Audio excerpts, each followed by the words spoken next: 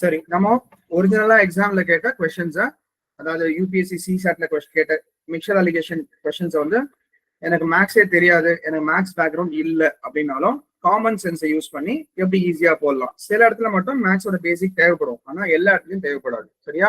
சரி, இப்ப நம்ம அதை ஈஸியா எப்படி போடலாம்னு பார்க்கலாம். டைரக்டா கொஸ்டின் எடுத்துக்கலாம். சரி, கொஸ்டின் பாருங்க, என்ன கேட்டிருக்காங்க? 2 glasses of equal volume. இந்த வேர்டு ரொம்ப முக்கியம். ஈக்குவல் வால்யூம்ன்ற வேர்டு வந்து ரொம்ப முக்கியம். 2 glasses of equal volume are respectively half and 3/4 filled with milk ன்னு கொடுத்துருக்காங்க. அப்ப நான் என்ன பண்றேன், 2 கிளாஸ் எடுத்துக்கிறேன். இதை நம்ம பிராக்டிக்கலாவே யோசிங்க, இதை வந்து மேத்தமெட்டிக்கலா யோசிக்காதீங்க, கொஸ்டின் அப்படியே பிராக்டிக்கலா யோசிங்க. சோ நான் என்ன பண்றேன், 2 கிளாஸ் எடுத்துக்கிறேன். இந்த 2 கிளாஸ்ல என்ன சொல்றாங்கன்னா, 2 கிளாஸ் ஈக்குவல் வால்யூம், அப்போ ஒரே அளவு இருக்குன்றாங்க. அப்ப 2 கிளாஸோட அளவும் ஒரே அளவு. சரியா? 2 ஈக்குவல் வால்யூம் அப்படின்னு சொல்லிட்டாங்க, ஒரே அளவுல இருக்கு. என்ன சொல்றாங்க, ஒண்ணுத்துல ஹாஃப்னா பாதி ஃபில் ஆயிருக்குன்னு அர்த்தம், அப்ப பாதி. இன்னொன்னுல 3/4 என்ன, முக்காவாசி ஃபில் ஆயிருக்குன்னு அர்த்தம். சோ இந்த அளவுக்கு வந்து என்ன ஃபில் ஆயிருக்கு, மில்க், அதாவது பால் வந்து அதுல ஃபில் ஆயிருக்குன்னு சொல்றாங்க. சரியா? அப்போ கொஸ்டின் பிரகாரம் அவங்க 2 கிளாஸ் இருக்கு, அதுல ரெண்டுமே ஈக்குவல் வால்யூம்ல இருக்குன்னு சொல்லிட்டாங்க, அதாவது ஒரே அளவுல இருக்குன்னு சொல்லிட்டாங்க. ஒண்ணுத்துல பாதி அளவுக்கு மில்க் இருக்கு, இன்னொத்துல முக்காவாசி அளவுக்கு மில்க் இருக்குன்னு சொல்லிட்டாங்க, பால் இருக்குன்னு சொல்லிட்டாங்க. இப்ப கொஸ்டின் என்ன, they are then filled to the brim by adding water. They are then filled to the brim by adding water. அதாவது தண்ணியை இப்போ மேல இருந்து ஆட் பண்றாங்க. நல்லா கவனிங்க, தண்ணியை ஆட் பண்றாங்க ரெண்டுத்துலயுமே. அப்பனா என்ன அர்த்தம்னா, கோடுக்கு கீழே இருக்கிறது எல்லாம் மில்க், கோடுக்கு கீழே இருக்கிறதெல்லாம் மில்க். இப்போ கோடுக்கு மேல வரக்கூடியது எல்லாம் வாட்டர். அப்போ முதல் கிளாஸ்ல கோடுக்கு மேல வரக்கூடியது வாட்டர், ரெண்டாவது கிளாஸ்லயும் கோடுக்கு மேல வரக்கூடியது வாட்டர். இவ்வளவுதான், வேற ஒண்ணுமே இல்லை. அடுத்ததா பாருங்க, their contents are then poured into another vessel. அப்போ இந்த 2 கண்டென்ட்டையும் தூக்கி இன்னொரு வெசல்ல தூக்கி அவங்க ஊத்துறதா சொல்றாங்க. இன்னொரு பெரிய பாத்திரத்துல எடுத்து 2த்தையும் எடுத்து ஊத்துறாங்க அப்படின்னு சொல்றாங்க. their contents are then poured into another vessel. 2த்தையும் தூக்கி ஊத்துறாங்க. அப்படி ஊத்தும் போது what will be the ratio of milk? First milk கொடுக்குறாங்க, ரெண்டாவது வாட்டர் கொடுக்குறாங்க. அப்போ இந்த மாதிரி செய்யும் போது மில்க் டு வாட்டரோட ரேஷியோ என்னப்பா அப்படின்னு சொல்லி கேள்வி கேட்கறாங்க. இதை நம்ம ஜஸ்ட் காமன் சென்ஸ் யூஸ் பண்ணி போட்டுடலாம். அவங்க தெளிவா கொடுத்துருக்காங்க, 2 கிளாஸும் ஈக்குவல் வால்யூம்னு சொல்லிட்டாங்க. சரியா? அப்போ இந்த மாதிரி கொஸ்டின் கொடுக்கும் போது நாம என்ன பண்ணலாம், ரொம்ப சிம்பிளா, ஈக்குவல் வால்யூம்னா இந்த முதல் கிளாஸோட அளவு எவ்வளவு இருக்கா அதே அளவு தான் ரெண்டாவது கிளாஸும் இருக்கு. அப்பனா நான் முதல் கிளாஸோட அளவு சப்போஸ் வந்து 100 அப்படின்னு வச்சுக்கிறேன், அதாவது 100 லிட்டர்ஸ்ன்னு வச்சுப்போம், சும்மா நம்ம ஈஸியா புரியதுக்காக 100 லிட்டர்ஸ். அப்ப இங்கேயும் என்ன இருக்கும், அதே வால்யூம் தான் இருக்கு, 100 லிட்டர்ஸ். இப்போ முதல் கிளாஸ்ல மில்க் வந்து பாதி இருக்குன்னு தான் சொல்றாங்க, ஹாஃப் இருக்குன்னு சொல்றாங்க. அப்ப ஹாஃப்னா 100 லிட்டர்ஸ்ல ஹாஃப் எவ்வளவுப்பா, பதில் சொல்லுங்க. 50 லிட்டர்ஸ். அப்பனா முதல் கிளாஸ்ல 50 லிட்டர் பால் இருக்கு. அப்பனா முதல் கிளாஸ்ல மிச்சம் இருக்க தண்ணி எவ்வளவு இருக்கு, 50 லிட்டர். அதுவும் 50 லிட்டர் தான், அவ்வளவுதான், வேற ஒண்ணுமே இல்ல. சரியா? இப்ப அடுத்தது ரெண்டாவது கிளாஸ்க்கு வருவோம். ரெண்டாவது கிளாஸ்ல அகைன் 100 லிட்டர் அப்படின்னு சொல்லிட்டேன் நானு. சோ மில்கோட அளவு முக்காவாசி இருக்கு. அப்ப 100 லிட்டர்ல முக்காவாசினா எவ்வளவுப்பா, 75 லிட்டர், 75 லிட்டர்ஸ், அவ்வளவுதான், வேற ஒண்ணுமே இல்ல. அப்பனா மிச்சம் தண்ணி இருக்கா, தண்ணி எவ்வளவு இருக்கும், 25 லிட்டர்ஸ். சரியா? 25 லிட்டர்ஸ். இப்ப யோசிச்சு பாருங்க, இப்போ மில்க் வந்து எனக்கு இங்க 50 லிட்டர் இருக்கு, இங்க 75 லிட்டர் இருக்கு, 50 லிட்டர்ஸ் அண்ட் 75 லிட்டர்ஸ். அப்போ 50 லிட்டர்ஸையும் 75 லிட்டர்ஸையும் கூட்டினா டோட்டல் மில்க் எவ்வளவு வரும், 125 லிட்டர்ஸ் வரும். இவ்வளவுதான், வேற ஒண்ணுமே இல்லை. அதே மாதிரி வாட்டர், அப்போ முதல் கிளாஸ்ல வாட்டர் அளவு எவ்வளவு இருக்கு, 50 லிட்டர்ஸ். அப்புறம் ரெண்டாவது கிளாஸ்ல வாட்டர் அளவு 25 லிட்டர்ஸ். அப்போ 50 லிட்டர்ஸ் 25 லிட்டர்ஸ் ரெண்டுத்தையும் கூட்டினா எவ்வளவு வரும், 75 லிட்டர்ஸ். அப்ப ரேஷியோ என்னப்பா வரும், ஏன்னா மில்க் வாட்டர் எவ்வளவு வருது, 5:3.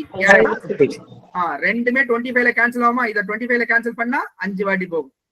இதையும் 25ல கேன்சல் பண்ணா 3 வாட்டி போகும். அப்ப ரேஷியோ வந்து 5:3. இப்ப இந்த சம்முக்கு எனக்கு மேக்ஸ் தெரியுமா? இந்த சம்முக்கு எனக்கு வந்து மேக்ஸ்ல வந்து நான் எம்எஸ்சி மேக்ஸ் படிச்சிருக்கணுமா? மேக்ஸ் நாலேஜ் அப்படியே பொங்கி வழியணுமா அப்படின்னு யோசிங்க. பேசிக்கா நாம வந்து ஜஸ்ட் காமன் சென்ஸ் யூஸ் பண்ணி அங்க என்ன கொடுத்துருக்காங்களோ அதை அப்படியே நம்ம செய்யும் போதே ஆன்சர் வந்துருச்சா இல்லையா? அப்ப சிம்பிள் தானே, புரியுதா? ஸோ எக்ஸாம்ல கொடுக்குற கொஸ்டினை இப்படிதான் அப்ரோச் பண்ணணும்ன்றதை மட்டும் புரிஞ்சுங்க, வேற ஒண்ணுமே கிடையாது. சரியா? ஜஸ்ட் அவங்க ஏன்னா நமக்கு எக்ஸாம்ல கொடுக்குற ஒவ்வொரு கொஸ்டினுமே ப்ராக்டிகலா தான் கொடுக்குறாங்க. நீங்க ப்ராக்டிகலா யோசிச்சீங்கன்னாமே ஆன்சர் வந்துடும், ஞாபகம் வச்சுங்க. சரி, எல்லாருக்கும் புரிஞ்சுதா? யாருக்கா டவுட் இருக்கா இதுல? டவுட் இருக்கா யாருக்கா? சரி, ஓகே. இப்போ அடுத்த கொஸ்டின் அடுத்ததா பாருங்க. 2 ஈக்குவல் கிளாஸஸ், இங்க 2 கிளாஸ் வச்சுட்டாங்க, ரெண்டுமே ஈக்குவலா இருக்குன்னு சொல்லிட்டாங்க. சரியா? of same type are respectively 1/3 and 1/4 full of milk. இங்க என்ன சொல்லிட்டாங்க? ஒரு கிளாஸ்ல 1/3 மில்க் வந்து இருக்கு, இன்னொரு கிளாஸ்ல 1/4 மில்க் இருக்கு அப்படின்னு சொல்லிட்டாங்க. ஆனா 2 கிளாஸுமே ஈக்குவல் அளவுல இருக்கிறது. வால்யூம், மொத்த வால்யூம் வந்து ஈக்குவல். அதாவது நான் சும்மா இப்படி எடுத்துக்கிறேன். சப்போஸ் கிளாஸ் 1 இருக்கு, அதே மாதிரி கிளாஸ் 2 இருக்கு. கொஸ்டின் பிரகாரம் 2 கிளாஸோட அளவும் ஒண்ணுதான், 2 கிளாஸோட அளவும் ஒண்ணுதான். ஆனா இதுல ஆரம்பத்துல வந்து முதல் கிளாஸ்ல 1/3 ஃபில் ஆயிருக்கு, ரெண்டாவது கிளாஸ்ல 1/4 ஃபில் ஆயிருக்குன்னு சொல்றாங்க. சரி, இப்ப நாம என்ன பண்ணுவோம்? இந்த 1/3 1/4 நம்பர் கொடுக்கும்போது நமக்கு தேவையில்லாம ஒரு சின்ன கன்ஃபியூஷன் வரும். அதை பத்தி யோசிக்காதீங்க, இப்ப சொல்றது அப்படியே செய்யுங்க, ஆன்சர் வந்துடும். 1/3 1/4. ஃபர்ஸ்ட் வந்து இது ரெண்டுத்தையும் நான் ஒரே அளவா, அதாவது டினாமினேட்டர் ஒரே அளவா வரணும்னு நினைக்கிறேன், ஒரே நம்பரா இருக்கணும்னு நினைக்கிறேன். அதுக்காக நான் என்ன பண்ண போறேன்? ரெண்டுத்தையும் ஒன்னோட ஒண்ணா மல்டிப்ளை பண்ண போறேன். அப்பனா என்ன ஒன்னோட ஒண்ணுனா என்ன? இந்த 3 4ஓட மல்டிப்ளை பண்ண போறேன். கீழே இருக்க அதாவது 4ஓட மல்டிப்ளை பண்றேன். அப்போ மொதல் ஃபிராக்ஷன்ல கீழே 4ல மல்டிப்ளை பண்ணா மேலே எதுல மல்டிப்ளை பண்ணும்? 4ல மல்டிப்ளை பண்ணும். இதுதான் பேசிக் ரூல். சரியா? இதே மாதிரிதான் ரெண்டாவது ஃபிராக்ஷன்ல நான் என்ன பண்ண போறேன்? இங்க என்ன எந்த நம்பர்ல மல்டிப்ளை பண்ணும்? 3ல. ஏன்னா ஈக்குவல் ஆகணும்ல, அதுக்காக. அப்ப 3ல மல்டிப்ளை பண்ண போறேன். அப்போ மேல எதுல மல்டிப்ளை பண்ணும்? 3ல. அப்படி செய்யும் போது எனக்கு என்ன கிடைக்கும்னா, மேல ஃபர்ஸ்ட் ஃபிராக்ஷனுக்கு எனக்கு என்ன கிடைக்கும்னா மேல 4 கிடைக்கும், கீழே என்ன கிடைக்கும்? 12 கிடைக்கும். ரெண்டாவது ஃபிராக்ஷனுக்கு என்ன கிடைக்கும்? 3/12. இப்ப பாருங்க, ரெண்டுமே 12 வந்துச்சா? ரெண்டுமே 12 வந்துச்சு. அப்ப என்ன அர்த்தம்னா, நல்லா புரிஞ்சுக்கங்க, 12 லிட்டர் கெப்பாசிட்டி இருக்கு. அதுல ஒண்ணுத்துல பால் எவ்வளவுதான் இருக்கு? 4 லிட்டர் தான் இருக்கு. அப்போ நல்லா கவனிங்க, இப்போ எனக்கு முதல் கிளாஸை பொறுத்த வரைக்கும் 12 லிட்டர் கெப்பாசிட்டி, ரெண்டாவது கிளாஸும் 12 லிட்டர் கெப்பாசிட்டி. ஏன்னா ரெண்டுமே ஈக்குவல்னு அவங்க சொல்லியிருக்காங்க வால்யூம். சரியா? நான் அந்த கீழே இருக்க நம்பரை எடுத்துக்கிறேன். ஏன்னா இந்த கீழே இருக்க நம்பரை தான் நான் 12ன்றது எங்க இருந்து எடுத்தேன் அப்படின்னு யோசிக்காதீங்க.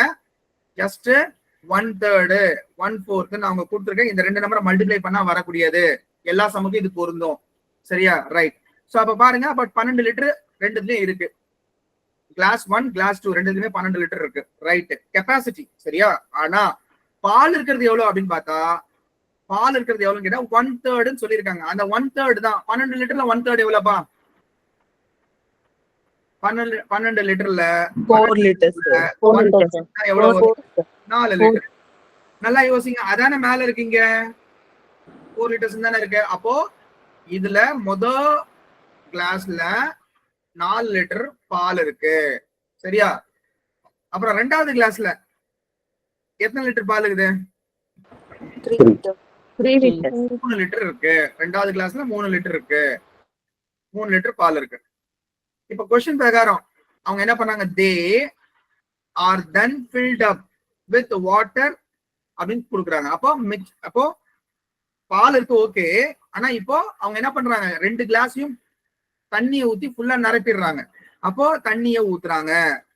அப்போ மொத்த கெப்பாசிட்டி 12 லிட்டர். அப்ப முதல் கிளாஸ்ல இன்னும் எத்தனை லிட்டர் தண்ணி ஊத்த முடியும்? 8 லிட்டர்ஸ் ஆஃப் வாட்டர். அதே மாதிரி ரெண்டாவது கிளாஸ் அதோட கெப்பாசிட்டியும் 12 லிட்டர். 9 லிட்டர்ஸ். இவ்வளவுதான். இப்போ எனக்கு கேள்வி பிரகாரம் what is the milk and water ratio? அப்ப மில்க் வாட்டர் யோசிங்க. மில்க் இங்க 4 லிட்டர்ஸ், இங்க 3 லிட்டர்ஸ், ரெண்டு கூட்டினா 7 liters. 7:17.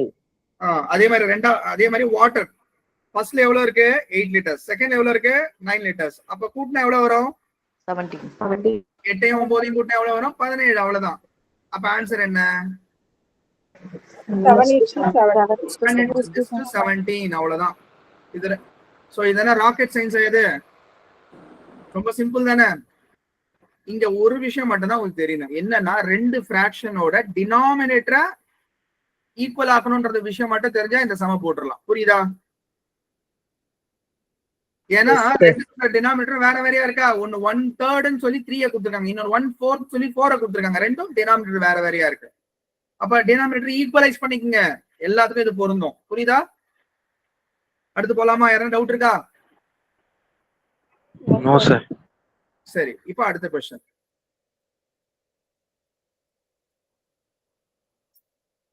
பாருங்க என்ன கொடுத்திருக்காங்க. 30 grams of sugar was mixed in 180 ml of water in a vessel. அப்புறம் 40 grams of sugar was mixed. இங்க என்ன கொடுத்திருக்காங்க? 30 grams of sugar was mixed in 180 ml of water in a vessel. அதே மாதிரி 40 grams of sugar was mixed in 280 ml of water in a vessel B அப்படி கொடுத்துட்டாங்க. அடுத்தது 20 grams of sugar was mixed in 100 ml of water in vessel C. அப்போ the solution in vessel B எப்படி இருக்கும்னு கேக்குறாங்க. சரி, நான் ஒரு கேள்வி கேக்குறேன், பதில் சொல்லுங்க. ஜஸ்ட் பிராக்டிக்கலா யோசிங்க. இவங்க என்ன பண்றாங்க? சர்க்கரையை தூக்கி தண்ணியில போடுறாங்க. இவ்வளவுதான், வேற ஒண்ணும் கிடையாது. அப்ப நாம அதை செஞ்சு பார்ப்போமே. சப்போஸ் நான் வந்து 1 லிட்டர் தண்ணி இருக்குப்பா, என்கிட்ட 3 கிளாஸ் இருக்கு. 3 கிளாஸும் 1 லிட்டர் தண்ணி கெப்பாசிட்டி. எல்லாமே 1 லிட்டர் தண்ணி கெப்பாசிட்டி. மூணுமே 1 லிட்டர் தண்ணி கெப்பாசிட்டி. சரியா? யோசிச்சு பாருங்க. இப்ப மூணுமே 1 லிட்டர் தண்ணி கெப்பாசிட்டி. அப்படி இருக்கும்போது சப்போஸ் நானு 1 லிட்டர் வேணா, நான் அளவை மாத்திக்கிறேன். ஏன்னா இங்க அளவு எல்லாம் வேற வேற கொடுத்துருக்காங்க. நானும் அளவை மாத்திக்கிறேன். அதாவது இது 1 லிட்டரு, இது 2 லிட்டரு, இது 3 லிட்டரு. சரியா? இப்ப என்னன்னா சர்க்கரையை தூக்கி போடுறேன்.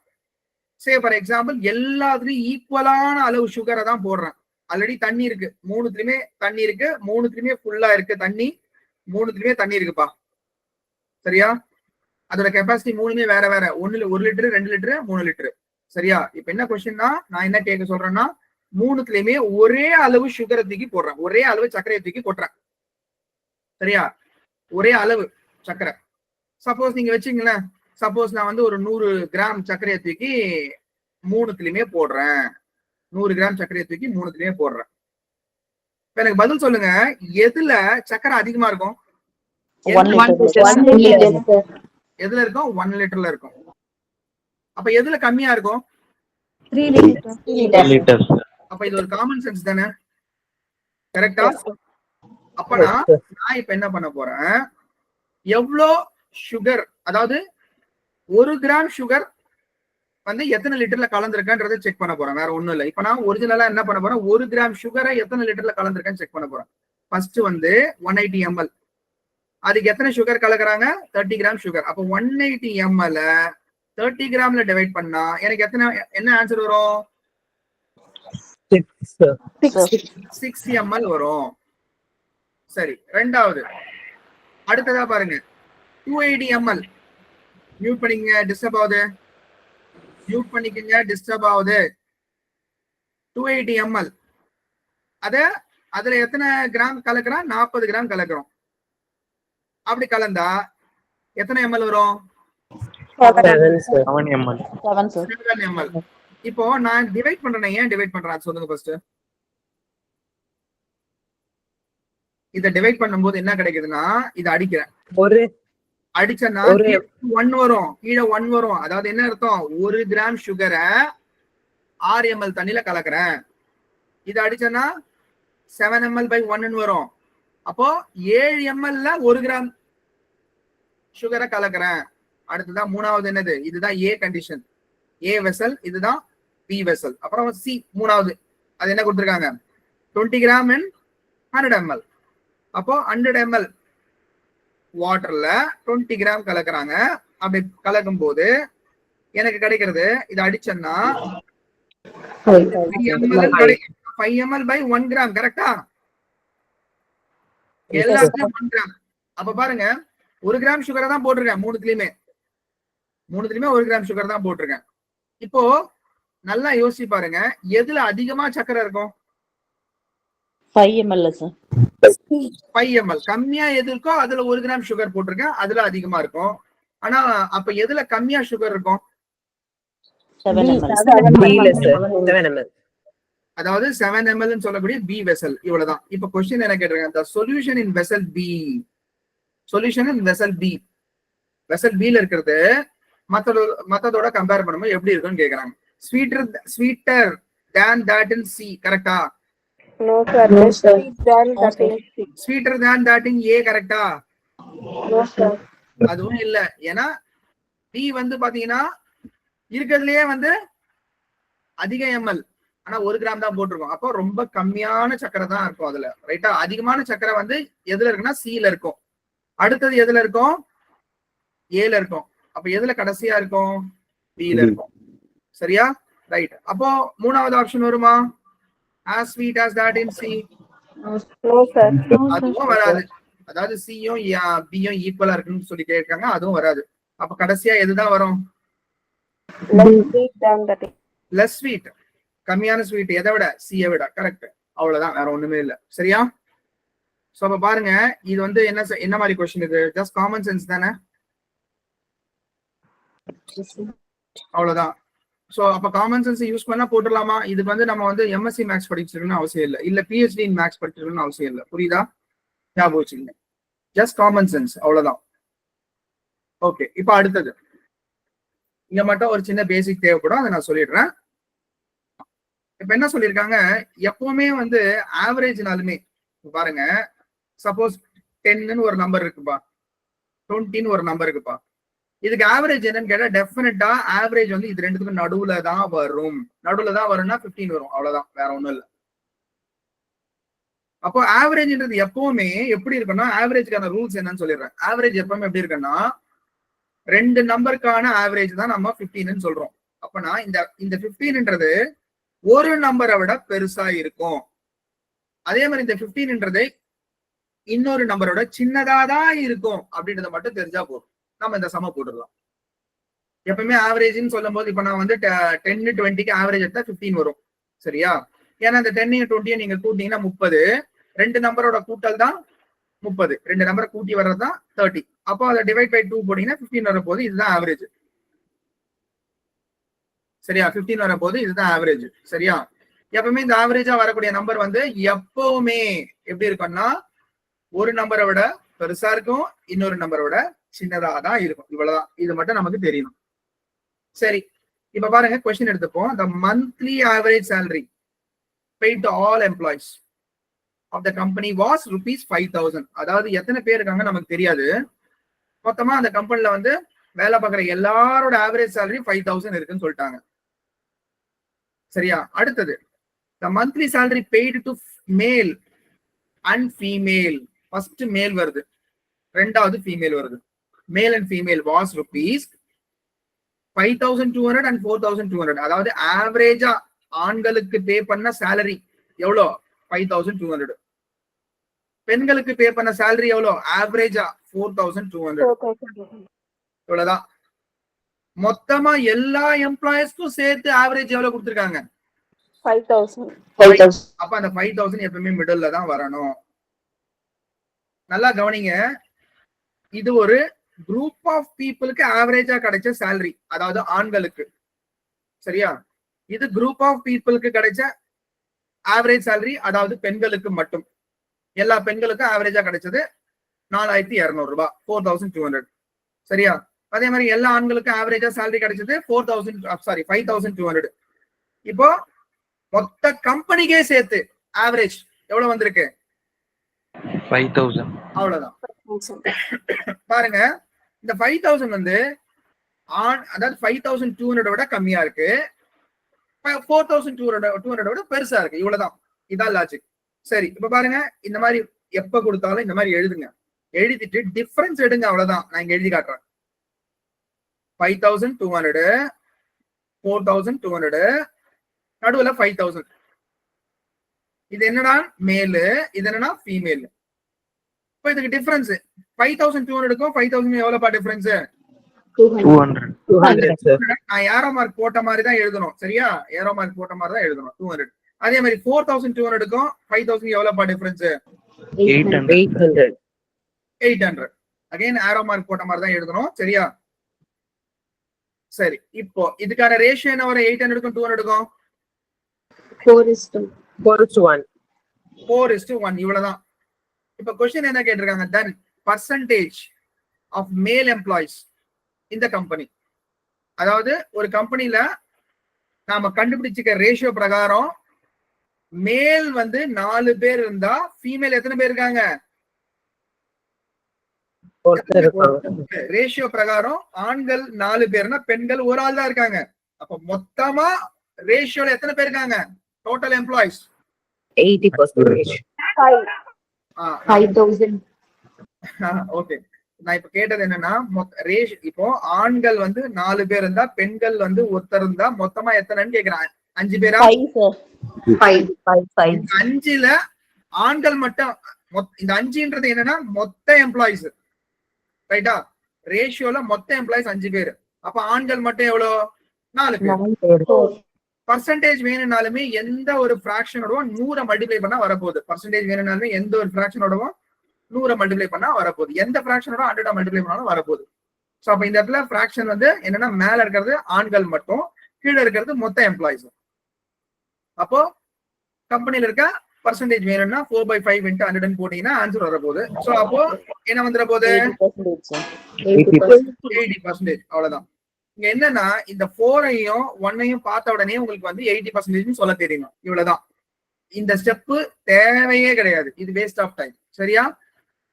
இது வந்து வேஸ்ட் ஆஃப் டைம். அப்ப மொத்தத்துல பாத்தீங்கன்னா இந்த சம்ல வந்து நீங்க இந்த பார்ட்ல இருக்கிறத கடகடன்னு எழுத போறீங்க. இங்க நம்பர் கூட பாருங்க ரொம்ப ஈஸியா தான் இருக்கு. சோ அப்ப ஆக்சுவலா பாத்தீங்கன்னா ரொம்ப சிம்பிளா சொல்லணும்னா டைரக்டா கூட உங்களுக்கு ஒன்ஸ் நீங்க நல்லா பிராக்டிஸ் பண்ணி டைரக்டா கூட நீங்க 4:1 சொல்லிட்டு அதுல ஆண்கள் வந்து 4 இருக்கிறதுனால பெண்கள் வந்து 1, மொத்தமா 5க்கு 4 ஆண்கள் வர்றதுனால 80% சொல்லிட்டு பார்த்த உடனே கூட சொல்லிட்டு போயிட்டே இருக்கலாம். சரி, இதுல என்ன டவுட் இருக்கா இருக்காது? No, sir. சரி, பாருங்க இதே மாடல்ல தான் இன்னொரு கொஸ்டின் இருக்கு.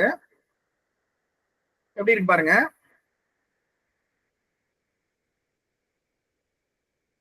என்ன பண்ணிருக்காங்கன்னா கேர்ள்ஸ் நல்லா பாருங்க. இங்க மேல என்ன கொடுத்துருக்காங்க? ஆவரேஜ் கொடுத்துருக்காங்களா? Average marks in English.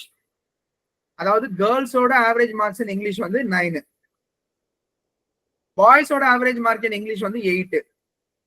ஓவராலா ஆவரேஜ் மார்க்ஸ் வந்து அந்த கிளாஸோட ஆவரேஜ் வந்து 8.8 அப்படின்னு கொடுத்துருக்காங்க. அதே மாதிரிதான் ஹிந்திக்கு கொடுத்துருக்காங்க. அந்த ஹிந்தியை பொறுத்த வரைக்கும் கேர்ள்ஸுக்கு 8 ஆவரேஜ் மார்க், பாய்ஸுக்கு 7 ஆவரேஜ் மார்க். மொத்தம் ஆவரேஜ் மார்க் எவ்வளவுன்னு தெரியாது, கண்டுபிடின்னு சொல்றாங்க. இப்ப நம்ம என்ன பண்ண போறோம்? முதல்ல என்ன பண்ணணுமோ அதை அப்படியே இங்க செய்ய போறோம். ஃபர்ஸ்ட் வந்து பாய்ஸும் கேர்ள்ஸும் எவ்வளவு பேருன்னு எனக்கு தெரியாது ரேஷியோல. அப்ப அதை கண்டுபிடிக்கணும். பாய்ஸும் கேர்ள்ஸும் எவ்வளவு பேர் இருக்காங்க ரேஷியோல கண்டுபிடிக்கணும். அப்ப நான் என்ன பண்ணணும்? ஃபர்ஸ்ட் எனக்கு கேர்ள்ஸ் வர்றதுனால G எழுதிக்கிறேன், ரெண்டாவது பாய்ஸ் வர்றதுனால B எழுதிக்கிறேன். ஆவரேஜ் மார்க்ஸ் இன் இங்கிலீஷ் எவ்வளவா இருக்கு கேர்ள்ஸ்? 9. அதே மாதிரி ஆவரேஜ் மார்க்ஸ் இன் இங்கிலீஷ் வந்து பாய்ஸ் எவ்வளவு இருக்கு? 8. மொத்த கிளாஸோட ஆவரேஜ் எவ்வளவா இருக்கு? அதானே ஓவரால் ஆவரேஜ் கொடுத்துருக்கிறது, அதானே? என்னது 8.8? அதாவது இங்க வர வேல்யூ, சரியா? இங்க வர வேல்யூ. சரி, இப்ப டிஃபரன்ஸ் எடுப்போம். இந்த டிஃபரன்ஸ் எடுத்தா 9க்கு 8.8க்கு டிஃபரன்ஸ் எவ்வளவு? 0.2. அதே மாதிரி இந்த சைடுல இந்த 8க்கும் 8.8க்கும் டிஃபரன்ஸ் எவ்வளவு? 0.8. நல்லா கவனிங்க. ஃபர்ஸ்ட் டெசிமலை ரிமூவ் பண்றேங்க. அப்ப ரெண்டு சைடும் 10ல மல்டிப்ளை பண்ணுங்க. 10ல மல்டிப்ளை பண்ணா என்ன வரும்? 8:2. 8:2 னா ரேஷியோ என்ன வந்துரும்? 4:1. 4:1 வந்துரும். அப்ப 4:1. அப்போ இங்க இடம் இல்ல, நான் இங்க சைடுல எழுதிக்கிறேன். இங்க 4, இங்க 1. அதாவது கேர்ள்ஸ் 4 பேர் இருந்தா பாய்ஸ் எத்தனை பேர் இருக்காங்க? 1. அதாவது கேர்ள்ஸ் பாய்ஸுக்கான ரேஷியோ கண்டுபிடிச்சிட்டோம். அது என்ன வருதுன்னா கேர்ள்ஸ் 4 பேர்னா பாய்ஸ் ஒருத்தர் தான் இருக்காங்கன்னு கண்டுபிடிச்சிட்டோம். இவ்வளவுதான். இதுல எதனா இது வரைக்கும் எதனா டவுட் இருக்கா இப்ப போட்டதுல? No, sir. இப்ப கேள்வி என்ன கேட்டிருக்காங்க, அடுத்ததா இங்க இருக்கிறத வச்சு பார்க்க போறோம். அதே கேர்ள்ஸ் எழுதுறேன், அதே பாய்ஸ் எழுதுறேன். என்ன சொல்றாங்க, கேர்ள்ஸோட ஆவரேஜ் ஹிந்தி மார்க் எவ்வளோ? 8. 8. பாய்ஸோட ஆவரேஜ் ஹிந்தி மார்க் எவ்வளோ? 7. 7. ஆனா ஓவரால் கிளாஸோட ஆவரேஜ் தெரியாது. அது எவ்வளவுன்னு கொடுத்துருக்காங்க. X. அந்த எக்ஸ் நான் எக்ஸ்னே எழுதிக்கிறேன். எக்ஸ்னே எழுதிக்கிறேன். எனக்கு தெரியும் கேர்ள்ஸ் பாய்ஸோட ரேஷியோ என்ன? 4:1. அதான் கண்டுபிடிச்சோம் 4:1. அப்போ இங்க 4 வரும், இங்க 1 வரும். இப்போ நான் சொல்றத கொஞ்சம் நல்லா கவனிங்க, அப்பதான் மிஸ்டேக் இல்லாம போட முடியும், இல்லைன்னா மிஸ்டேக் வர வாய்ப்பு இருக்கு. இப்போ இந்த மேல இருக்க நம்பரை மட்டும் எடுத்துப்போம். 8 இருக்கு, 7 இருக்கு, எக்ஸ் இருக்கு. இந்த மூணுத்துல பெரிய நம்பர் எது? 8 இருக்கு, 7 இருக்கு, எக்ஸ் இருக்கு. இது மூணுத்துல பெரிய நம்பர் எது? 8. அப்பனா 8 மைனஸ் எக்ஸ் சொல்லாமா? Yes, sir. 8 மைனஸ் எக்ஸ் சொல்லலாம், ஏன்னா 8 தான் பெருசு. அதுவே சரியா? 8 மைனஸ் எக்ஸ். நல்லா கவனிங்க, 8 மைனஸ் எக்ஸுக்கு எனக்கு என்ன வேல்யூ வருது ரேஷியோல? 1 வருது. அப்புறம் இங்க கோடு போட்டுக்கிறேன். அடுத்ததா நான் இந்த சைடு எடுத்துக்கிறேன். நல்லா கவனிங்க, இப்ப எந்த சைடு எடுத்துக்கிறேன்? 7x, 7 எக்ஸ் எடுத்துக்கிறேன். இப்ப 7xல எது பெருசு எது சின்னது? 7 பெருசு. எக்ஸோட வேல்யூவே தெரியாது உங்களுக்கு தான். நான் முதலே இதுக்கு தான் சொன்னேன். ஒரு நம்பர் 8 இருக்கு, 7 இருக்கு, எக்ஸ் இங்க இருக்குன்னா இந்த 3 நம்பர்ல இந்த எக்ஸ பொறுத்த வரைக்கும் எக்ஸ் அதாவது எக்ஸ்ன்றது ஒரு நம்பரோட சின்னதா தான் இருக்கும். அது எதுனா 8. அதே மாதிரி எக்ஸ்ன்றது இன்னொரு நம்பரோட பெருசாதான் இருக்கும். அப்போ 7. ஏன் 7ஓட பெருசாதான் இருக்கும்? ஏன் 8ஓட சின்னதா இருக்கும் சொல்லுங்க. ரெண்டு நம்பரோட ஆவரேஜ் இந்த நம்பரோட ஆவரேஜ்ப்பா, 2 நம்பரோட ஆவரேஜ்னா 8 விட சின்னதா தான் இருக்கணும், 7 விட பெருசாதான் இருந்தாகணும் ஆவரேஜ். 2 நம்பரோட ஆவரேஜ் தான் எக்ஸ். அப்பனா கீழ்பக்கமா நான் எக்ஸ் மைனஸ் 7 எழுதணுமா இல்ல 7 மைனஸ் எக்ஸ் எழுதணுமா? எது கரெக்ட்? எக்ஸ் மைனஸ் 7 தான் எழுதணும். அதை மட்டும் ஞாபகம் வச்சுங்க, அவ்வளவுதான். X minus 7. அப்படி நான் எக்ஸ் மைனஸ் 7 எழுதும் போது ரேஷியோ என்ன வருது? 4. அப்ப இந்த 4 இங்க வந்துருது, அவ்வளவுதான். இப்ப இதை சால்வ் பண்ணலாமா? சோ சால்வ் பண்ணும்போது இங்க இருக்கிற 4 தூக்கி இங்க மல்டிப்ளை பண்ண போறோம், ரைட்டா? அப்ப 8 மைனஸ் எக்ஸ்னா என்ன வரும்? 8 மைனஸ் எக்ஸ் இன்டு 4, ரைட்டா? அப்ப இந்த 4 வந்து மல்டிப்ளை பண்ணும்போது என்ன வந்துரும்? 32. 32x 32 minus 4x.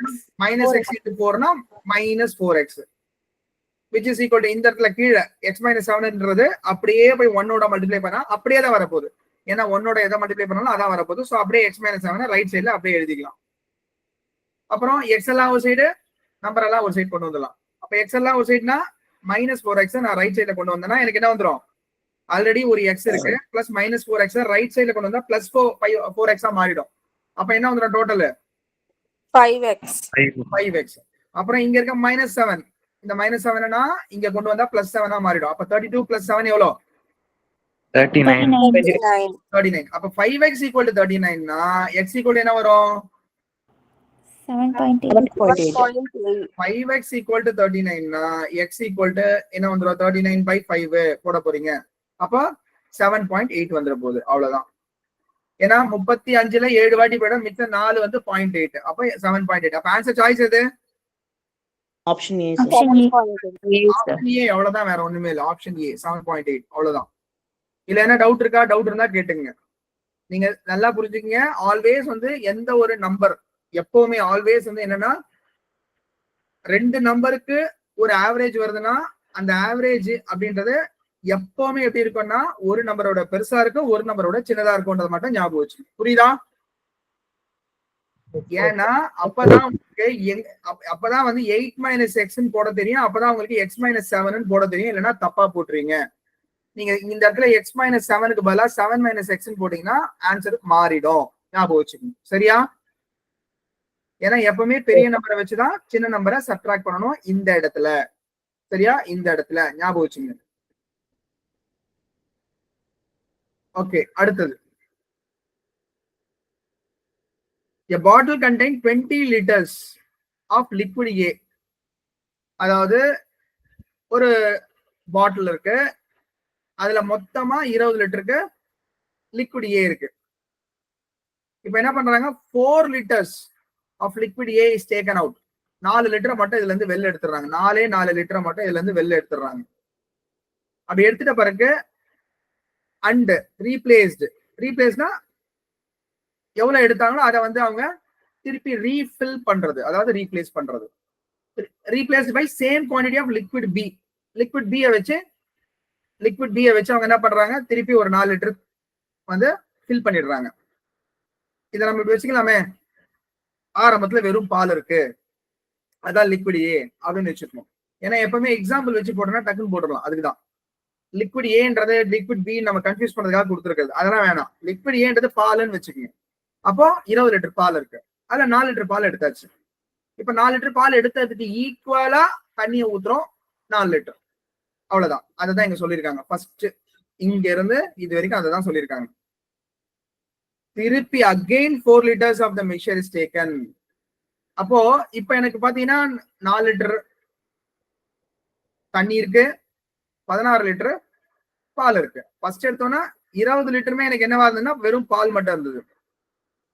4 லிட்டர் பாலை வெளியே எடுத்துட்ட பிறகு தண்ணியை வந்து 4 லிட்டர் ஊத்துறோம். அப்ப எனக்கு கிடைக்கிறது 4 லிட்டர் தண்ணி, 14 லிட்டர் பால் இருக்கு. இப்போ இதுல இருந்து அகைன் 4 லிட்டர் எடுக்கிறோம். நல்லா ஞாபகம் வச்சுங்க, எப்பவுமே மிக்சர் அப்படின்னாலுமே என்னன்னா தண்ணியும் பாலும் நல்லா கலந்துரும். அப்ப நல்லா கலந்துட்ட பிறகு நீங்க எவ்வளவு எடுத்தாலும் சரி அந்த ரேஷியோ எப்பவுமே மாறாது. நல்லா ஞாபகம் வச்சு, அந்த எவ்வளவு எடுத்தாலும் சரி ரேஷியோ எப்பவுமே மாறாது. அதாவது இப்ப இந்த பாத்திரத்துல இருந்து நான் வந்து 1 லிட்டர் எடுத்தாலும் சரி, 10 லிட்டர் எடுத்தாலும் சரி, 5 லிட்டர் எடுத்தாலும் சரி, எனக்கு ரேஷியோ ஆல்வேஸ் வந்து மில்க்கும் வாட்டரும் என்ன அளவுல இருக்குன்னா, மில்க் வந்து 16 லிட்டரு, பால் வந்து 4 லிட்டர் இருக்கு. எப்பனா முதல் வாட்டி நாம 4 லிட்டர் பால் எடுத்துட்டு 4 லிட்டர் தண்ணி ஊத்தின பிறகு இந்த ரேஷியோ வருது. இந்த ரேஷியோ வந்து மிக்சர்ன்னு சொல்றோம். இந்த மிக்சரு நீங்க 1 லிட்டர் எடுத்தாலும் சரி, 10 லிட்டர் எடுத்தாலும் சரி, 5 லிட்டர் எடுத்தாலும் சரி, வெறும் ஒரு துளி பால் எடுத்தாலும் சரி, இந்த ரேஷியோல தான் பாலும் தண்ணியும் கட்டாயமா இருக்கும்ன்றது உங்களுக்கு தெரியணும். இது புரியுதா நான் சொல்றது? எப்பவுமே இப்படிதான் இருக்கும், இதுல மாறவே மாறாது. இது மட்டும் நம்ம ஞாபகம் வச்சுன்னா போதும். சரி, இப்ப இந்த மாதிரி கொஸ்டின் வந்துன்னா எப்படி போடணும்னு பார்ப்போம். என்ன பண்ணணும்னா, ஆரம்பத்துல 20 லிட்டர் இருக்கு, அவங்க எடுக்கிறது 4 லிட்டர். அப்பனா எடுக்கிற அளவு பர்சன்டேஜ்ல எவ்வளவுன்னு செக் பண்ணும். அப்ப 4 லிட்டர் எடுக்கிறாங்க, எவ்வளவுல இருந்துன்னா 20 லிட்டர்ல இருந்து எடுக்கிறாங்க. சரியா? 20 லிட்டர் இருந்து எடுக்கிறாங்க, 4 லிட்டர் எடுக்கிறாங்க. அப்ப இது பர்சன்டேஜ்ல என்னன்னு பார்த்தா இன்ட் 100 போடணும். எந்த ஒரு பிராக்ஷனோட பர்சன்டேஜ் வேணும்னாலும் 100 மல்டிப்ளை பண்ணா வந்துட போகுது. அப்படி பார்த்தா இந்த 20 இதை கேன்சல் பண்ணா எத்தனை வாட்டி வந்துடும்? 5 டைம்ஸ். அப்ப எவ்வளவு ஆன்சர் வந்துடும்? 20. அப்போ ஒவ்வொரு வாட்டியும் 20% வந்து இருக்கிற அந்த கண்டெய்னர்ல இருக்க லிக்விட் எடுத்து அவங்க ரீப்ளேஸ் பண்றாங்கன்னு அர்த்தம். ஒவ்வொரு வாட்டி 20%. நமக்கு இந்த 20%ன்ற நம்பர் தான் வேணுமே தவிர மத்த எதுவுமே தேவையில்லை. அது 10 லிட்டர்ல இருந்து எடுக்கிறாங்களா, இல்ல 50 லிட்டர்ல இருந்து எடுக்கிறாங்களா, 1000 லிட்டர்ல இருந்து எடுக்கிறாங்களா, அதெல்லாம் இம்மெட்டீரியல், தேவையே கிடையாது. அது வந்து நம்மளை கன்ஃபியூஸ் பண்றதுக்காக கொடுக்குற விஷயம், தேவை கிடையாது நமக்கு. மொத்தத்துல நமக்கு என்ன வேணும்? 20% எடுக்கிறாங்க. ஏன்னா முதல் வாட்டி 20 லிட்டர்ல இருந்து 4 லிட்டர் எடுக்கிறாங்க. திருப்பி தண்ணியும் பாலும் கலந்துட்ட பிறகு கூட எனக்கு மொத்த அளவு வந்து 20 லிட்டர் தான் இருக்கு, அதுலயும் 4 லிட்டர் எடுக்கிறாங்க. திருப்பி வந்து தண்ணியை 4 லிட்டர் ஊத்துறாங்க. சோ இதுதான் அவங்க கண்டினியூஸா செய்யறதா சொல்றாங்க. அப்ப எப்படி பார்த்தாலும் எனக்கு 20% வந்து எடுக்கிறாங்க, அதே 20% வெறும் தண்ணியை ஊத்துறாங்க. இதுதான் கணக்கு. இது புரியுதா? கொஸ்டின் புரியுதா? ஃபர்ஸ்ட் 20% மிக்சர் எடுக்கிறாங்க. முதல்ல வெறும் பால் எடுத்திருப்பாங்க, ரெண்டாவது மிக்சர் எடுத்திருப்பாங்க. ஏன்னா ஆரம்பத்துல 20 லிட்டர் வெறும் பாலா இருந்தது. முதல் வாட்டி 4 லிட்டர் ரீப்ளேஸ் பண்ணும்போது பாலும் தண்ணியும் வந்துடும். திருப்பி அப்போ இதுல இருந்து எடுக்கும்போது எனக்கு என்னதாங்க இருக்கும்? பாலும் தண்ணியும் தான் இருக்கும். முதல் வாட்டி மட்டும்தான் பியூர் மில்க் இருக்கும். அடுத்த வாட்டி பாலும் தண்ணியா இருக்கும். இதுக்கப்புறம் எப்பவுமே பாலும் தண்ணி தான் கலந்துருக்கும். எனக்கு என்ன வேணும்னா இதெல்லாம் எனக்கு வேணவே வேணாம், இதெல்லாம் கன்ஃபியூஸ் பண்ற விஷயம். எனக்கு ஒரே ஒரு விஷயம் மட்டும் தெரிஞ்சா போதும். 20 லிட்டர் ஆரம்பத்துல இருக்கு, எத்தனை லிட்டர் எடுக்கிறாங்க? 4 லிட்டர் எடுக்கிறாங்க. அப்போ 4 liters out of 20 liters percentage என்ன அப்படின்னு மட்டும் கண்டுபிடிச்சா போதும். இது இங்க அடிச்சீங்கன்னா 5 வாட்டி, அப்ப 20%. அதே மாதிரி இதெல்லாம் போட்டு சொல்லணும்னு நினைக்காதீங்க தயவு செய்து. இதை பார்த்த உடனே தெரியுது இது வந்து எத்தனை பர்சன்டேஜ், 20% சொல்லிட்டு. இப்போ நான் சொல்ற லாஜிக்கு நல்லா ஞாபகம் வச்சுங்க. நான் என்ன பண்றேன், பர்சன்டேஜ்ல வர்றதுனால நான் வந்து என்ன பண்றேன், எப்பவுமே பர்சன்டேஜ்ன்ற நம்பரை நம்ம 100ன்னு வச்சுக்கிறது ஈஸியா இருக்கும். சோ ஆரம்பத்துல 100 லிட்டர் பால் இருக்கு அப்படின்னு வச்சுக்கிறேன். ஃபர்ஸ்ட் டைம் நான் என்ன பண்றேன், 20% பாலை எடுத்துட்டு தண்ணியை ஊத்துறேன். அப்ப 20% எனக்கு பால் வந்து வெளியே போயிடுது. அப்படி போன பிறகு மிச்சம் எவ்வளவு இருக்கும்? 80 liters. 80 லிட்டர்ஸ் இருக்கும். நல்லா கவனிங்க, எனக்கு இப்ப 20 லிட்டர்ஸ், இப்பவும் 20% தான் வெளில போகுது. இப்பவும் எவ்வளவுதான் வெளில போகுது, அடுத்த வாட்டி நான் செய்யும் போது 20% வெளில போகுது. இப்ப இந்த 80 லிட்டர்ஸ்க்கு 20% எவ்வளவுன்னு பார்க்கணும், அவ்வளவுதான். எனக்கு தெரியும், நல்லா ஞாபகம் வச்சுங்க. எந்த நம்பரா இருந்தாலும் சரி, இப்ப 100 இருக்கு, அதுக்கு 10% எவ்வளவுன்னா ரைட்ல இருந்து ஒரு டெசிமல் தள்ளி புள்ளி வச்சா 10%. அப்ப 20%. அப்போ 100க்கு ரைட்ல இருந்து ஒரு டெசிமல் தள்ளி புள்ளி வச்சா 10%னா 10 கிடைக்கும். இந்த 10ன்றது என்னன்னா 10%. அப்போ இந்த 100க்கு 20% வேணும்னா இது டபுள் ஆகணும், டபுள் ஆகுனா 20 கிடைக்கும். அப்போ 100க்கு 20%னா 20. அததான் இங்க நம்ம 20 லிட்டர் வந்து கழிச்சிட்டோம். இப்ப திருப்பி 20% தான் நம்ம ரீப்ளேஸ் பண்ண போறோம். அப்ப 20% ரீப்ளேஸ் பண்ணும்போது இப்ப இருக்கிற பாலோட அளவு 80 லிட்டர் தான், ஏன்னா 20 போயிடுச்சு. அப்ப இந்த 80ல இருந்து 20% கம்மியாகும். அப்ப இந்த 80ல இருந்து 20% தான் அகைன் 80ல 10% எவ்வளவுன்னு கேட்டா 8. அப்ப 20% எவ்வளவு இருக்கும்? 16 இருக்கும். அப்ப இப்ப வெளில போறது எவ்வளவு இருக்குன்னா 16 லிட்டர்ஸ் வெளில போயிடும் பால் ரெண்டாவது வாட்டி நம்ம செய்யும் போது. அப்பனா 80ல 16 போச்சுன்னா எவ்வளவு? 64. அவ்வளவுதான், 64. நல்லா கவனிங்க, நல்லா ஞாபகம் வச்சுங்க. எனக்கு ஆரம்பத்துல இருந்தது 100 லிட்டரா, இப்ப இருக்கிறது 64 லிட்டரா. அப்பனா மிச்சம் என்னவா இருக்கும்? இந்த பேலன்ஸ் இருக்குல்ல, இந்த டிஃபரன்ஸ், இது என்னவா இருக்கும்? 26 லிட்டர்ஸ். அந்த 36 லிட்டர் என்னவா இருக்கும்? வாட்டர். அவ்வளவுதான். ஏன்னா இது மில்க், மிச்சம் இருக்கிறது வாட்டர். ஏன்னா ஒரு வாட்டியா நான் எவ்வளவு எடுக்கிறேனோ அதே அளவுக்கு தண்ணி ஊத்திடுறேன்ல, எவ்வளவு எடுக்கிறேனோ அதே அளவுக்கு நான் தண்ணி ஊத்திடுறேன் தானே ஒரு வாட்டியும். அப்ப எவ்வளவு எடுக்கிறேனோ அதே அளவுக்கு தண்ணி ஊத்துறேன்னா கண்டிப்பா அங்க என்ன நடக்கும்? 100 லிட்டர்ன்றது ஆரம்பத்துல இருக்க மாதிரி தான் எப்பவுமே இருக்கும். கரெக்டா? குறையாதுல. இப்ப சில பேர் யோசிப்பீங்க, என்ன சார் ஒரே குழப்பறீங்க அப்படின்ட்டு. கவனிங்க, இப்ப 100 லிட்டர் வெறும் பால் இருக்கு. இதுல 20%னா 20 லிட்டர் பாலை எடுத்தாச்சு. அப்ப மிச்சம் எனக்கு எத்தனை லிட்டர் பால் இருக்கும்? 80 லிட்டர் பால் இருக்கும். சரியா? இப்போ இது கூடவே நான் தண்ணிய அதுக்கு எடுத்த அளவுக்கு ஈக்குவலா ஊத்துறதுனால இப்ப 20 லிட்டர் என்னவா இருக்கும்? வாட்டர் இருக்கும். இப்ப திருப்பி நான் என்ன பண்றேன்னா, நல்லா கவனிங்க, திருப்பி நான் என்ன பண்றேன்னா 20% வந்து எடுக்கிறேன். 20% எடுக்கிறேன். அப்ப 20% எடுக்கிறேன்னா நல்லா கவனிங்க, இப்பவும் எனக்கு அதே 100 லிட்டர்ஸ் தான் இருக்கு கெப்பாசிட்டி. அப்ப 20% எடுக்கும் போது இந்த பால்ல 80 லிட்டர்ல 20% எவ்வளவுன்னா, இப்பதான் கணக்கு போட்டா எவ்வளவு வந்தது? 64. இல்ல, இந்த 80 லிட்டருக்கு 20% எவ்வளவு வந்தது? 16. அவ்வளவுதான். அப்பனா இந்த பாலோட அளவு இப்ப என்னவா மாறிடுது? 64 லிட்டர்ஸ் ஆஃப் மில்க்னு வந்துருது. கரெக்டா இல்லையா? அவ்வளவுதான். ஓகே, இப்போ ஆல்ரெடி இங்க ஒரு இங்க நல்லா கவனிங்க. இப்ப இங்கதான் எல்லாரும் புரிஞ்சுக்கணும். சரி, வெறும் பால் மட்டுமா போகுது? தண்ணி தானே வெளில போகுது 20%. அப்போ 20 லிட்டர் தண்ணி இருக்குன்னா அதுக்கு 10% எவ்வளோ? 10% 4. அப்ப 10% வந்து 4, அதாவது 4 லிட்டர் வாட்டர் வந்து வெளில போகுது. ஆனா அப்பனா மொத்தமா எவ்வளவு வெளில போகுதுன்னு அர்த்தம்? 20% வெளில போகுது. அவ்வளவுதான். அப்போ இந்த 20 லிட்டர்ல இந்த 20 லிட்டர்ல 4 லிட்டர் வெளில போச்சுன்னா எவ்வளவு இருக்கும்? 16 லிட்டர் வாட்டர் இருக்கும். இப்பதான் எவ்வளவு வெளியே போச்சோ அதுக்கு ஈக்குவலா தண்ணி ஊத்திடுறோம்ல. இப்ப வெளில போனது 20 லிட்டர் வெளில போயிருக்கா மொத்தமா, தண்ணியும் பாலும் சேர்ந்து வெளில போனது 20 லிட்டர் வெளில போயிருக்கு. மொத்தமா தண்ணியும் பாலும் சேர்ந்து வெளில போனது 20 லிட்டர் வெளில போயிருக்கு. அப்ப ஆட்டோமேட்டிக்கா நம்ம என்ன பண்ண போறோம்? 20 லிட்டர் தண்ணியை மட்டும் ஊத்த போறோம். அப்ப 20 லிட்டர் தண்ணியை மட்டும் ஊத்த போறோம். அப்ப ஊத்தும் போது பாலோட அளவு 64 லிட்டரு, தண்ணியோட அளவு 36 லிட்டரு வருதா? கணக்கு. அப்போ ரேஷியோ கேக்குறாங்க எக்ஸாம்ல. அப்ப ரேஷியோ இங்க அவங்க கேக்குறது ரேஷியோ லிக்விட் ஏக்கும் லிக்விட் பி. நம்ம தான் லிக்விட் ஏவை பால்னு வச்சிருக்கோம், லிக்விட் பியை தண்ணின்னு வச்சிருக்கோம். அப்ப இதுக்கான ரேஷியோ என்னவா இருக்கும்? ரெண்டுமே 4ல கேன்சல் ஆகும். கேன்சல் ஆச்சுன்னா 16:9.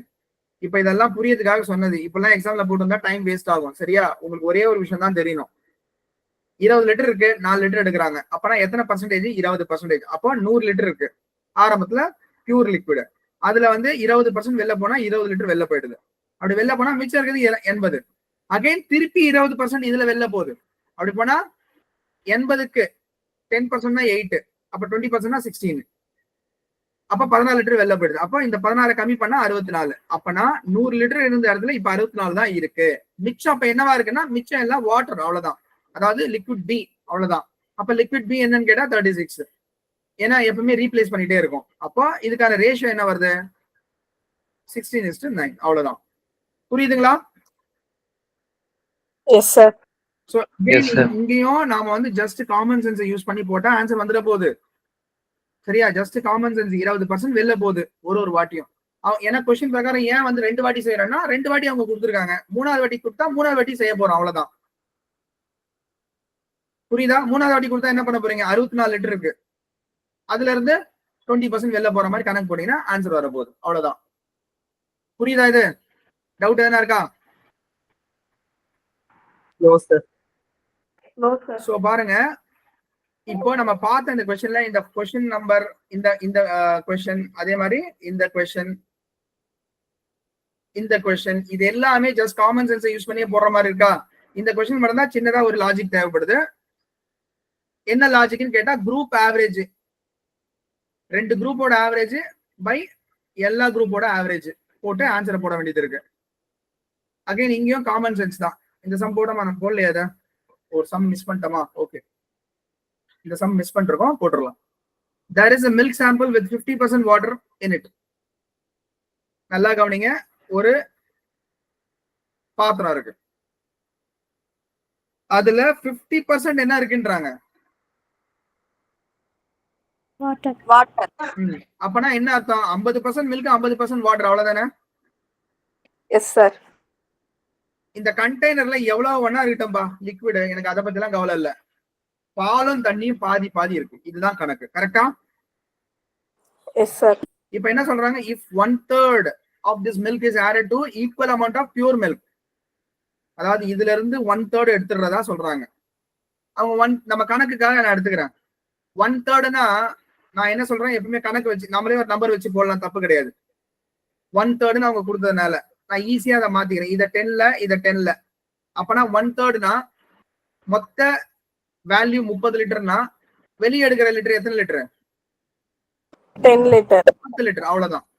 அந்த 1/3ன்ற நம்பரை வச்சு தான் நான் எடுக்கிறேன். இது சும்மா நானே 10 மல்டிப்ளை பண்ணிக்கிறேன், அவ்வளவுதான். நீங்க எதை வச்சு போனாலும் ஆன்சர் வரும். சரியா? சோ அப்போ 1/3னா அப்போ 30 லிட்டர் மொத்தம் இருக்கு, அதுல வெளியே எடுக்கிறது 10 லிட்டரு. எனக்கு தெரியும் 50% தான் ரெண்டுத்துலயுமே தண்ணியும் பாலும் இருக்குன்ட்டு. 50% பால் இருக்குன்னா அப்ப 50% தண்ணி இருக்குன்னு அர்த்தம். எப்படி வேணா மாத்தி சொல்லலாம். அப்ப 10 லிட்டர்ல 5 லிட்டர் வந்து மில்க் இருக்கு, இன்னொரு 5 லிட்டர் என்ன இருக்கு? வாட்டர், தண்ணி மட்டும் இருக்கு. இப்ப கொஸ்டின் பிரகாரம் என்ன சொல்றாங்க? எவ்வளவு எடுக்கிறோமோ 1/3 வெளியில எடுக்கிறோம். if 1/3 of this milk is added to equal amount of pure milk, இப்ப என்ன பண்றாங்க? இத equal amount of pure milk, அதாவது இது கண்டாமினேட்டட் மில்க், இந்த கண்டாமினேட்டட் மில்க் கூட ஈக்குவல் அமௌண்ட் ஆஃப் பியூர் மில்க்னா 10 லிட்டர் பியூர் மில்க் ஆட் பண்றாங்க, அதான கணக்கு? Yes sir.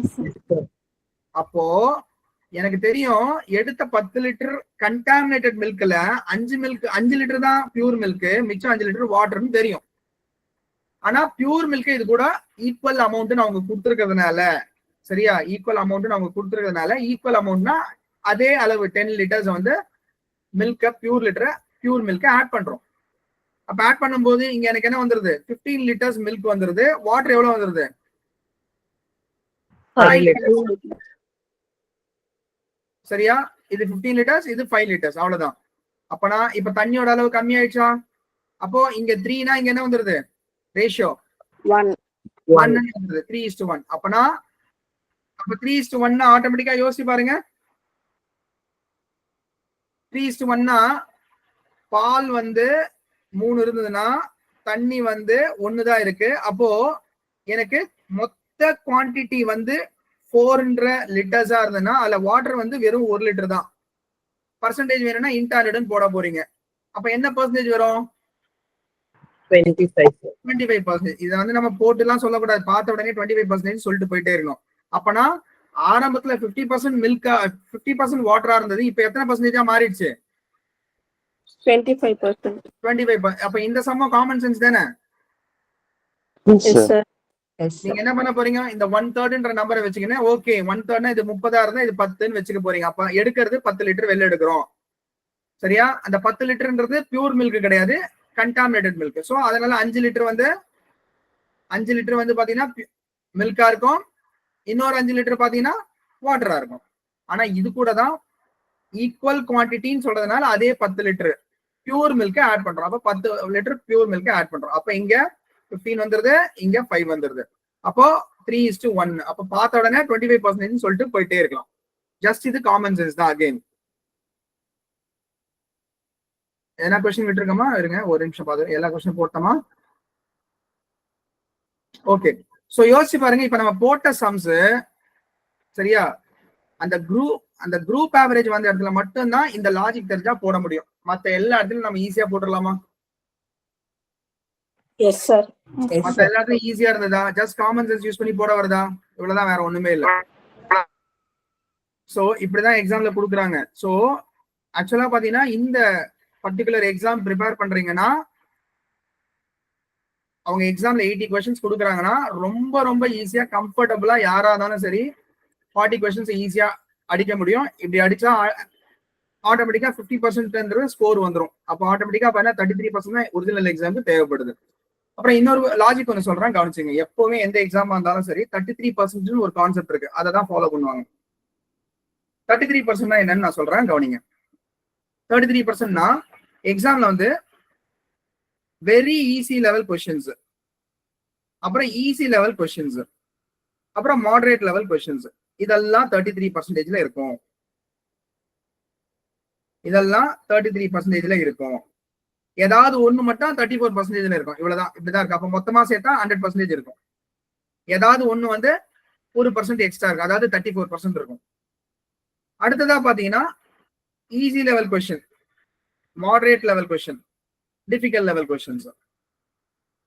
அகைன் இங்கேயும் 33% 33% 33% தான் இருக்கும். ஸோ ஏதாவது ஒண்ணு மட்டும் 34% இருக்கும். ஸோ மொத்தத்துக்கு பாத்தீங்கன்னா 100% கொஸ்டின்ஸ். அடுத்ததா பாத்தீங்கன்னா எக்ஸாம் வந்து moderate level, difficult level, very difficult level. So அதுல வந்து பாத்தீங்கன்னா 33%, அகைன் 33%, அகைன் 33%. ஏதாவது ஒண்ணு மட்டும் 34% இருக்கும். அப்ப வந்து 100%. இதுல என்னன்னா மெஜாரிட்டி எக்ஸாம்ஸ், சரிங்களா, நீங்க எழுதுற மெஜாரிட்டி எக்ஸாம்ஸ் இந்த ரெண்டு கேட்டகரியில தான் இருக்கும். பேங்க்ல மெயின்ஸ் லெவல் கொஸ்டின் மட்டும்தான் இந்த பேட்டர்ன்ல இருக்கு. அது கூட பேங்க் எக்ஸாம் மட்டும்தான். எஸ்எஸ்சி ரயில்வேலாம் கிடையவே கிடையாது. எஸ்எஸ்சி ரயில்வேலாம் அதெல்லாம் ஒரு கொஸ்டின் பேப்பர்னே சொல்ல முடியாது. நமக்கு பேசிக்ஸ் ப்ராப்பரா தெரிஞ்சதுன்னா ஈஸியா அடிச்சுட்டு போயிடலாம். அதே மாதிரி தான் இப்ப சிசாட்டும் அதே தான். ஸோ ஜென்ரலா எந்த எக்ஸாமா இருந்தாலும் இந்த ரெண்டுத்துல தான் இருக்கும், இந்த ரெண்டு கேட்டகரியில தான் இருக்குமே. இந்த கேட்டகரி வராது. இந்த கேட்டகரியில இருக்கிறது வெறும் பேங்க் எக்ஸாமோட மெயின்ஸ் கொஸ்டின் பேப்பர் மட்டும்தான். அது கூட பாத்தீங்கன்னா பிஓ லெவல்ஸ், அவ்வளவுதான். சரியா? Even bank exam mains question paper இந்த லெவல்லையும் கேட்கறாங்க. ஆனா மெஜாரிட்டி இந்த லெவல்ல தான் இருக்கும். சோ எதுக்கு சொல்றேன்னா ஆல்வேஸ் புரிஞ்சுக்குங்க. அப்ப எக்ஸாமை பொறுத்த வரைக்கும் நீங்க எழுதுற மெஜாரிட்டி எக்ஸாம்ஸ், நான் சொல்றது மெஜாரிட்டி எக்ஸாம்ஸ்க்கு வந்து அதிகபட்சமா ஒருவேளை இந்த பேட்டர்ன் வந்ததுன்னா கூட 33% தான் டிஃபிகல்டி லெவல். அப்ப டெஃபினட்டா ஈஸி மீடியம் லெவல் 66% இருக்கு. அப்ப நமக்கு கொஸ்டினை சூஸ் பண்ண தெரிஞ்சாலுமே ரொம்ப ஈஸியா யாரா இருந்தாலும் 66% எடுத்துட்டு போயிட்டே இருக்கலாம். இப்ப சிசாட்லாம் பாத்தீங்கன்னா டெஃபினட்டா இது ரெண்டுக்குள்ளதான், அதுல டவுட்டே வேணாம், இந்த இது வரவே வராது. ஏன்னா லெவல் பிளேயிங், அதாவது எல்லா கைண்ட்ஸ் ஆஃப் ஸ்டூடெண்ட்ஸும் எழுதுறதுனால கண்டிப்பா வந்து இப்படிதான் கொடுக்குறாங்க, ஜென்ரலா இப்படிதான் இருக்கு. அதனால நமக்கு வந்து புரிஞ்சுக்க வேண்டியது ஒன்னே ஒண்ணுதான், எப்படி இருந்தாலும் சரி மெஜாரிட்டி இது கேட்டகரியில தான் இருக்கிறதுனால இந்த லெவல்ல இருந்தா எல்லாத்தையும் 100க்கு 100 எடுத்துடலாம். நீங்க 100% ஆன்சர் பண்ணலாம். அதனாலதான் பாத்தீங்கன்னா இந்த ஆர்பிஐல கிரேட் பி ஆர்பிஐல பாத்தீங்கன்னா இந்த அசிஸ்டன்ட் எக்ஸாம்லாம் பாத்தீங்கன்னா மார்க் கட் ஆஃபே வந்து 93, 94, 92 அந்த மாதிரிலாம் வரும், 90+ வரும். ஏன்னா பேப்பர் அவ்வளவு ஈஸியா இருக்கும். சரியா? சோ ஜென்ரலா பாத்தீங்கன்னா நாம இந்த டிஃபிகல்ட்டை விட்டுட்டு பார்த்தா கூட இந்த லெவல், ஒருவேளை கொஸ்டின் இந்த லெவல்ல இருந்ததுன்னா ஈஸியா அங்க கூட 66% எடுக்க முடியும், ரொம்ப ஈஸியா எடுக்க முடியும்ன்றத புரிஞ்சுக்கணும். இவ்வளவுதான். சரியா? சோ எனிவே இந்த சிசாட் எக்ஸாம் அப்படின்னு வரும்போது ரொம்ப ரொம்ப ஈஸியா 40 கொஸ்டின்ஸ் வந்து 80 எடுக்கிறதுன்றது ரொம்ப ரொம்ப சிம்பிள் அண்ட் ரொம்ப ரொம்ப ஈஸி அப்படின்னு சொல்ல முடியும். ஆல்வேஸ் எந்த எக்ஸாமா இருந்தாலும் சரி, இப்ப ரயில்வேலாம் இந்த கேட்டகரியில தான் இருக்கும். இது ரெண்டுத்துக்குள்ளதான் இந்த ரெண்டுத்துக்குள்ளதான். அது கூட ரயில்வேல பாத்தீங்கன்னா டிஃபிகல்ட்ன்றது வந்து 33% தான் வர்றதே இல்லை, ரொம்ப கம்மியான பெர்சன்டேஜ் தான் வருது. அதனால இது ரெண்டுத்துக்கும் நடுவுல கூட நான் இன்னொரு டீவியேஷன் கொண்டு வரலாம், தப்பு இல்லை. அதே மாதிரிதான் எஸ்எஸ்சியும் அப்படிதான் இருக்கு. சரியா? சோ இந்த இடத்துல இருக்கக்கூடியது ஒரு எக்ஸாம் மட்டும்தான், அது பேங்க்ல வரக்கூடிய மெயின்ஸ் எக்ஸாம் மட்டும்தான். மத்த எந்த எக்ஸாமும் அந்த அளவுக்கு இல்லவே இல்லை. அதனால எல்லா எக்ஸாமும் ஈஸி தான். நீங்க எந்த லெவல் எக்ஸாம் எழுதலாம், அது Tier 1 Tier 2 இருக்கட்டும், இல்ல வந்து CBT 1 CBT 2 இருக்கட்டும், இல்ல சிசாட் பிரிலிம்ஸ் இருக்கட்டும், என்ன வேணா இருக்கட்டும், இந்த லெவல் தான். இந்த லெவலுக்கு வெளியில கிடையவே கிடையாது. நீங்க வேணா எந்த பேப்பர் வேணா எடுத்து டெஸ்ட் பண்ணி பாத்துங்க. சரியா? சரி, இப்ப நம்ம பார்த்ததெல்லாம் புரிஞ்சுதான் இருக்கா? என்ன டவுட் இருக்கா? No sir. டவுட் யாருக்காவது இருக்காப்பா? சொல்லுங்க. No, sir. No sir. Class முடிச்சிடலாமா? Yes, sir. Okay, with this class முடிச்சிடலாம். Thank you all, bye. Thank you, sir. Thank you sir.